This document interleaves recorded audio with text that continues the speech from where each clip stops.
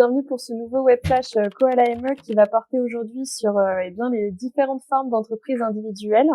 Donc on va vous proposer ce sujet-là pour aborder les différents statuts pour lesquels vous pourriez opter si vous souhaitez vous lancer.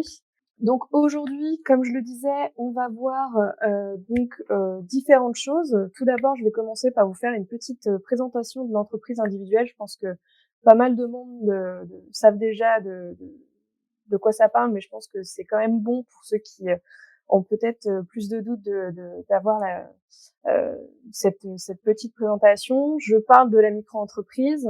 Je vais parler de l'EURL et de la SASU. Donc, qu'est-ce qu'une entreprise individuelle? Donc, en quelques mots, l'entreprise individuelle, c'est une entreprise qui va être gérée par une personne physique. Donc, je ne sais pas si vous avez la notion de personne physique, personne morale, mais personne physique, c'est moi. Personne morale, c'est ce qu'on va appeler une société. Par exemple, Koala ME est une société, c'est une personne morale. Donc, entreprise individuelle, c'est géré par une personne physique. C'est un type d'entreprise pour lequel, en fait, l'imposition et toutes les cotisations que vous allez devoir faire vont être faites par rapport au chiffre d'affaires que vous réalisez, donc pas par rapport aux bénéfices, mais par rapport à votre chiffre d'affaires.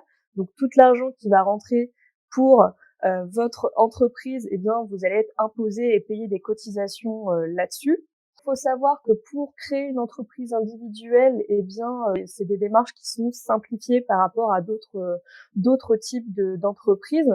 Vous n'avez pas de rédaction de statut à faire, vous n'avez pas d'obligation d'avoir un capital de départ pour vous lancer, vous n'êtes pas obligé d'avoir un compte professionnel même pour votre entreprise. Donc, si vous avez un compte perso pour votre entreprise, il n'y a pas de problème.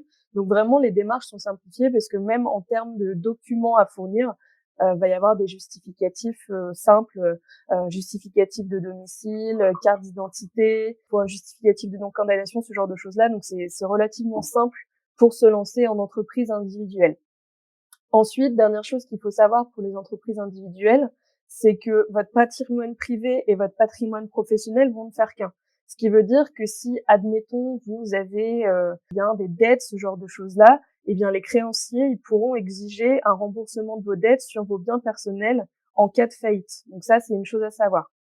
Quand on est en entreprise individuelle, votre patrimoine privé, le patrimoine professionnel, c'est la même chose. Donc, s'il y a des soucis, eh bien, c'est votre patrimoine personnel qui pourrait être pris en compte.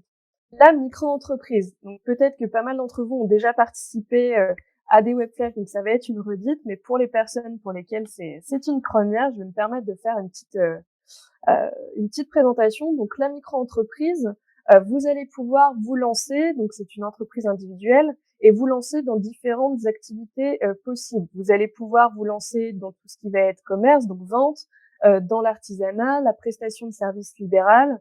Si vous êtes aussi dans une activité d'agent commercial, c'est possible en tant que micro-entrepreneur. Pour la micro-entreprise, il y a peu de choses à savoir.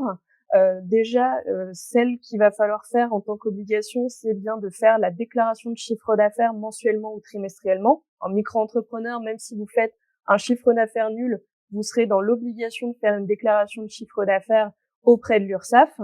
La seconde, c'est quand vous vous lancez, eh bien, vous êtes en franchise de base TVA, c'est-à-dire que les personnes qui se lancent en micro-entreprise ne vont pas appliquer de la TVA sur les produits et services qu'ils vont proposer. Vous faites des prix hors TVA, donc la TVA, on n'en parle pas. Vous pouvez devenir assujetti à la TVA en fonction des seuils qui existent en micro-entreprise, parce qu'il y a des seuils à connaître. Je vous invite pour ça à voir une vidéo qu'on a fait sur notre chaîne YouTube sur les plafonds à connaître en micro-entreprise, mais il y a des plafonds de chiffre d'affaires et de TVA qui vont faire que si vous les dépassez, eh bien, vous serez assujetti à la TVA.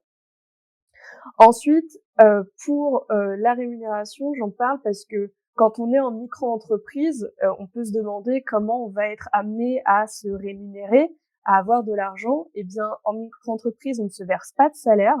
C'est par rapport, en fait, au chiffre d'affaires que vous allez recevoir. Le chiffre d'affaires que vous recevez et les dépenses que vous allez faire pour votre micro-entreprise, c'est ce qui va faire que vous allez pouvoir vous rémunérer par rapport à votre activité. Donc, si vous êtes intéressé par ce statut-là de la micro-entreprise, dernière chose que je voulais dire, c'est que c'est pas forcément fait pour les personnes qui vont avoir des dépenses lourdes au départ. Si vous avez besoin d'investir dans des machines, dans beaucoup de matières premières, ce genre de choses-là, pour vous lancer, vous n'allez pas forcément pouvoir, en micro-entreprise, déduire ces dépenses-là, puisque de toute façon, c'est sur le chiffre d'affaires que vous allez cotiser. Donc, si vous avez beaucoup de dépenses, des dépenses lourdes à faire pour vous lancer dans la micro-entreprise, c'est peut-être pas le meilleur statut pour vous lancer si vous avez envie d'ouvrir votre propre entreprise. L'autre point que je voulais vous parler, c'est l'EURL. Je ne sais pas si vous en avez déjà entendu parler, mais l'EURL, c'est donc ce qu'on appelle l'entreprise individuelle à responsabilité limitée. Quand vous vous lancez, par exemple, et que vous voulez ouvrir une entreprise individuelle et que vous voulez soit micro-entreprise ou l'EURL, on vous demande toujours entre les deux choix. Et la différence, donc à la différence de la micro-entreprise, c'est que l'URL, ça va permettre en fait de limiter votre responsabilité à votre patrimoine professionnel. Quand on est en entreprise individuelle, votre patrimoine professionnel et personnel est confondu, c'est-à-dire que si vous arrive quelque chose, vos biens personnels peuvent être saisis ou autres. Mais l'EURL, c'est de dire, eh bien moi, je veux pas qu'il arrive quoi que ce soit à mes biens personnels. Donc dans ce cas-là, je limite ma responsabilité en tant qu'entrepreneur à mes biens professionnels. Donc ça, c'était un statut qui donc était assez intéressant, mais qui ne va plus exister en 2022. Il n'y a pas encore de date de sortie, mais le gouvernement a fait une présentation en fin d'année pour expliquer qu'au niveau des entreprises individuelles, il y allait y avoir quelques changements. Donc ce statut-là de IRL va être amené à disparaître. Donc si vous voulez opter pour ça, ça sera plus possible. Mais au moins, si vous vous demandiez à quoi servait l'URL, eh bien, c'est le fait de, comme une micro-entreprise, d'avoir sa propre société, mais par contre, de limiter sa responsabilité à son patrimoine professionnel. Qu'est-ce qu'une URL? Donc, prochain type d'entreprise dont je voulais vous parler. Donc, l'URL, c'est l'entreprise unipersonnelle à responsabilité limitée. Ça va permettre, en fait, d'avoir le patrimoine de votre entreprise qui est distinct de votre patrimoine personnel. Donc, ça veut dire que même chose que l'URL, votre patrimoine personnel, il est protégé. Donc, si vous arrive quelque chose, c'est uniquement votre patrimoine professionnel qui va être impacté. Quand vous voulez vous lancer en EURL, eh bien, vous allez avoir des formalités qui sont un peu plus contraignantes que pour une micro-entreprise, parce que il va falloir que vous fassiez une rédaction de statut, il faut publier une annonce, vous inscrire au registre des commerces et des sociétés, et j'en passe. Donc, c'est assez lourd au démarrage. Donc, c'est vrai que si on veut se lancer là-dedans, c'est peut-être un statut sur lequel voilà, il faudrait s'informer en amont pour éviter d'oublier quoi que ce soit, parce que voilà, c'est assez lourd au démarrage. Quand vous voulez vous lancer en EURL, donc il y a un associé unique, un gérant unique, une personne unique qui peut gérer ça. Vous pouvez pas en fait vous mettre à plusieurs pour fonder une EURL. C'est obligatoirement une personne physique, donc comme un micro-entrepreneur, donc vous qui allez diriger la micro-entreprise. Si vous voulez vous lancer là-dedans pour la rémunération pour votre rémunération à vous en tant que gérant de l'URL, en fait, il y a différentes choses.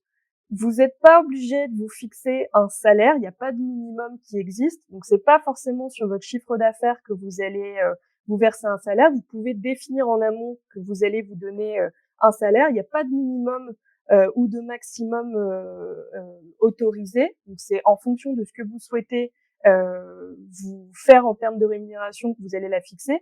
Par contre, il faut savoir que dans une URL, il va y avoir des charges sociales. Donc en fonction de votre salaire, vous allez avoir des charges sociales à payer qui vont être à peu près de 80% de la rémunération nette perçue. Donc faut prendre en compte ça, qu'il y a ces charges sociales-là qui vont venir. Quand vous voulez vous lancer en EURL, il y a aussi un capital social qui va devoir être mis. Ce capital-là, c'est à vous de fixer le montant de ce que vous voulez mettre en fonction de la taille, de l'activité que vous voulez ou des besoins que vous allez avoir pour monter votre société. Mais il y a un capital de départ lorsque vous allez faire vous allez monter en fait votre URL. Ensuite, la dernière chose, si admettons vous avez monté votre URL et que vous vous dites qu'au final vous voulez être plusieurs à vous associer, vous n'allez pas pouvoir rester en URL, vous devrez passer vers un autre statut, vers une autre type de société qui est la SARL, parce que l'URL se fait uniquement avec un gérant, donc une personne physique aux commandes. Au niveau de l'imposition pour le URL, il n'y a pas d'imposition au niveau de la société, c'est uniquement l'associé unique qui va être imposé directement au titre de l'impôt sur le revenu. Même chose que pour la micro-entreprise, c'est sur votre impôt que vous allez être imposé. Donc l'impôt sur le revenu, l'imposition, c'est pas au niveau des sociétés, c'est sur l'associé unique qu'il va y avoir l'imposition. Après, si vous voulez opter pour l'impôt sur les sociétés, vous le pouvez en URL, mais de base, c'est sur l'associé unique qui aura l'imposition. Donc, dernière chose que je voulais vous expliquer, c'est qu'est-ce qu'une SASU. Donc, la SASU, c'est la société par action simplifiée qui compte qu'un seul associé unique. Ok. Donc, c'est la même chose que pour le URL, c'est un statut qui va avoir des formalités qui sont assez lourdes. Même chose, on doit faire la rédaction de statut, on doit donner un capital de départ, on doit publier une annonce légale, constituer un dépôt auprès des registres de commerce. Donc, c'est aussi assez lourd de faire ces démarches-là de création de SASU. Le capital est librement fixé par les personnes en fonction de la taille de l'activité et des besoins en capitaux de la société. Vous pouvez aussi, en termes de rémunération, dans une SASU, vous fixer soit un salaire, soit des dividendes. Donc ça, c'est pareil, c'est vous qui fixez le montant de votre salaire en fonction de ce que vous souhaitez avoir, sachant que si vous vous versez un salaire, va y avoir des charges sociales à payer sur sur le salaire que vous verserez, donc les cotisations sociales qui seront intéressantes, qui seront fixées. Les dividendes, pour ceux qui savent pas, c'est en fait les bénéfices que va engendrer l'entreprise qui vont être équivalents au capital de départ que la personne a fixé.